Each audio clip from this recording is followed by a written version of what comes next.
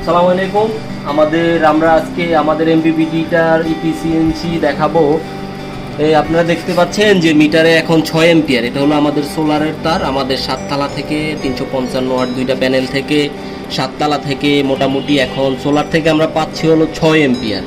আমাদের 355 watt 70-75 volt আসে আর কি আমাদের প্যানেল ভোল্টেজ। আমরা যদি এখন আমরা এই যে সোলারের ব্যাটারি কেবলটায় ধরি তাহলে আমরা কত এম্পিয়ার পাচ্ছি? আমাদের এম্পিয়ার পাচ্ছি আমরা 21-22। ঠিক আছে, এখন রোদ অত ভালো না, রোদ যে সময় আরও ভালো হবে ওই সময় আরও ভালো আমরা এম্পিয়ার পাবো। ঠিক আছে, সোলার থেকে যদি আমরা আবারও দেখাই, সোলার থেকে পাচ্ছি হলো আমরা 8, 7, 8, 7, 6, 8, কিন্তু আমরা পাচ্ছি হলো 20-21 এম্পিয়ার। আমরা ব্যাটারিতে পাচ্ছি 20-21 এম্পিয়ার। যদি আপনাদেরকে আমাদের ডিসপ্লেটা দেখাই, ডিসপ্লেতে দেখতে পারবেন যে solar voltage, solar ampere, solar watt দেখাচ্ছে 300, বাইপাস মুড অন।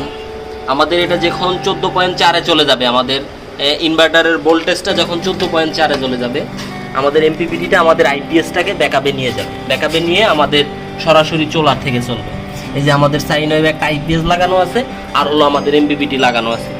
এইটা আমরা যে সময় 14.4-এ চলে যাবে আমাদের ব্যাটারির চার্জটা, ওই সময় আমাদের এমপিপিটির মাধ্যমে আমাদের এই ডিএসপি সাইন ওয়েভটাকে হাইব্রিড মুডে নিয়ে যাবে।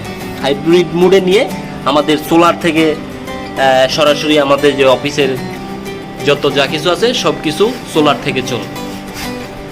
যাদের লাগবে আমাদের সাথে যোগাযোগ করতে পারেন। আমাদের এমপিপিটির খুব ভালো এফিসিয়েন্সি, যা আপনারা দেখতেই পাচ্ছেন। সবাই ভালো থাকবেন, সুস্থ থাকবেন। আল্লাহ হাফেজ।